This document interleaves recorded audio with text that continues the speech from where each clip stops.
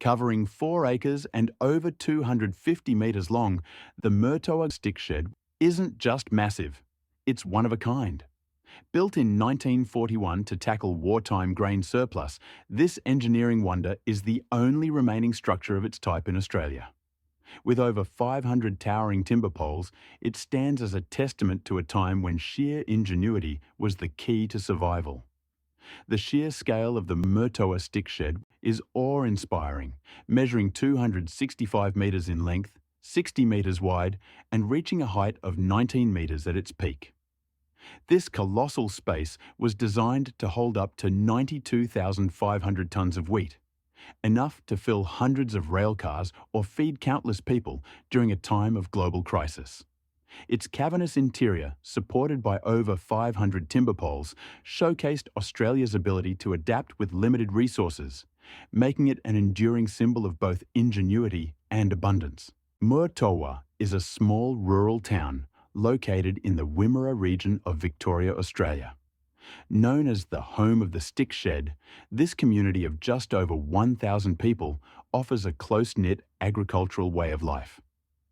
The Stick Shed itself has become a significant attraction, drawing visitors curious about Australia's wartime ingenuity and the town's role in the grain industry. Be sure to stick around till the end, as we will have a look at the Dunolly Stick Shed. At over 500 metres long, it was the biggest shed in the world when built. You won't want to miss that. Before massive sheds like the Murtoa Stick Shed, grain was stored in bags and carted to the small concrete silos that were around at the time. But once the few silos were full, the grain had to be stacked outdoors at railway sidings. These methods were generally labour-intensive, and bagged grain storage required manual handling, transport, and close monitoring for spoilage or pest infestations. Mice infestations were common, and they could quickly devastate stored grain by gnawing through the bags, contaminating the stock, and reducing its quality and marketability. The vulnerability of bagged grain storage highlighted the need for more secure, large-scale solutions like the Stick Shed, which provided better protection against pests and environmental factors.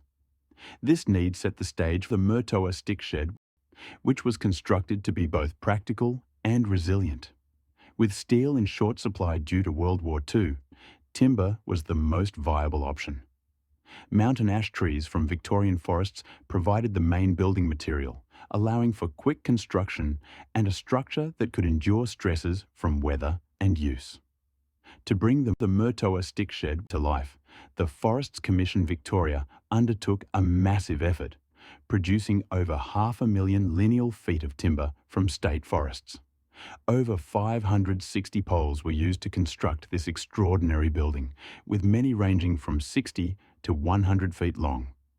In a jaw-dropping feat, 2 colossal 120-foot yellow stringy bark poles were sourced and transported all the way from eastern Gippsland. This Herculean task of gathering and transporting such immense timber showcases the incredible scale and determination that made the Stick Shed possible.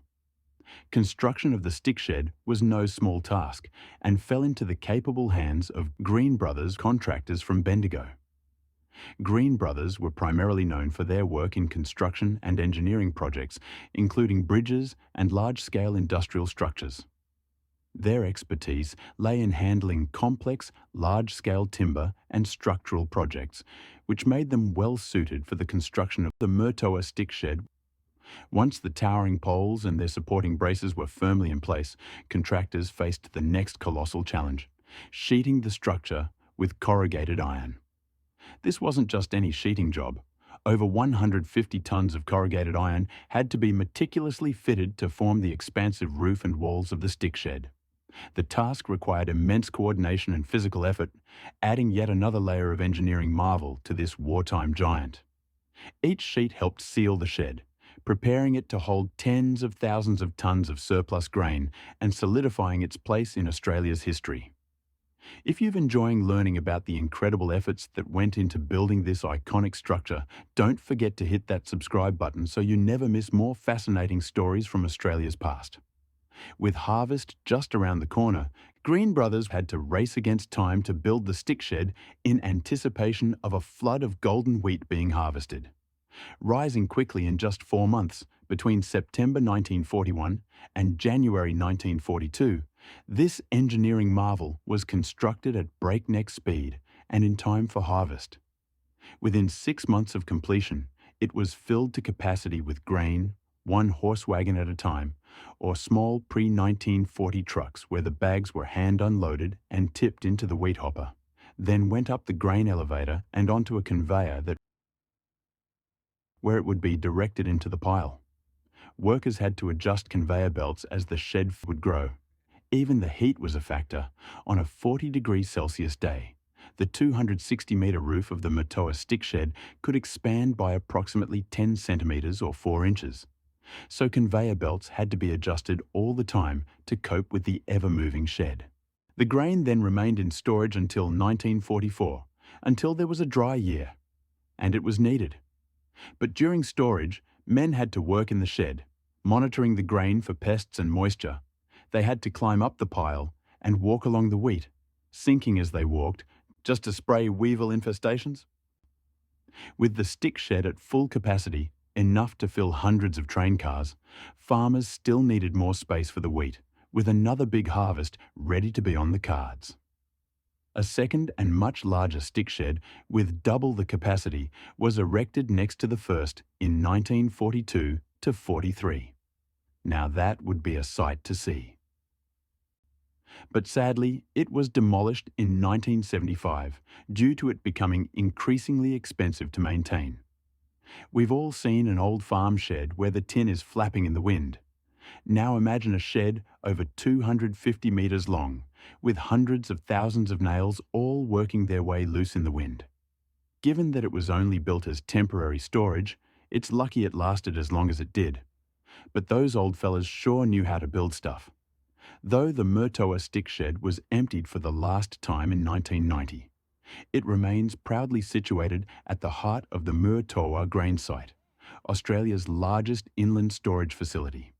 Today, the Murtoa Grain Storage Facility, adjacent to the historic Stick Shed, is the largest inland grain storage site in Australia. This GrainCorp site, known as Marmalake, has a massive capacity of around 500,000 tonnes, supporting large-scale grain storage and distribution efforts. During harvest seasons, the site sees high activity, with a continuous flow of trucks delivering various crops to be stored temporarily before shipment. Grain stored here is transported primarily by rail to ports for export, making the Murtoa facility a critical hub in Australia's grain supply chain. Its operations underscore the stick shed's ongoing legacy in agricultural storage, linking the past and present of Australian grain production. The Murtoa Stick Shed stands as a remarkable symbol of Australia's ingenuity, built in the face of wartime necessity and designed to withstand the elements and the test of time. Though the second Murtoa Stick Shed didn't survive the test of time, it symbolised an era when large timber structures played a vital role in Australia's agricultural landscape. The Murtoa sheds weren't the only ones of their kind. Across the state, other massive sheds were built for similar purposes. One remarkable example was the Dunolly Stick Shed, constructed during the same wartime period to address the overflow of grain. Dunolly Stick Shed, built in 1942, was a colossal wartime grain storage facility near Victoria's Dunolly railway junction. Measuring 520 metres in length and 74 metres wide, it was the largest grain storage in the Southern Hemisphere when constructed. Its cathedral-like structure, supported by timber poles, helped address Australia's grain surplus during World War II. While it no longer stands and was dismantled in 1987, its legacy endures alongside a few remaining sheds, like the Murtoa Stick Shed, as relics of Australia's agricultural history. Today, the Stick Shed stands alone, the last of its kind in Australia, a testament to the resilience and determination of those who built it in a time of scarcity and uncertainty. It serves as a reminder of how far we've come and the enduring value of innovation in times of need. If you've enjoyed learning about the fascinating history behind this engineering marvel, don't forget to hit that subscribe button to stay updated on more incredible stories from Australia's past. If you found this as fascinating as I did, hit that subscribe button. Thanks for watching, and I'll see you in the next video. Visiting the Murtoa Stick Shed was absolutely worth the trip. Seeing this monumental structure in person really brings its history and scale to life.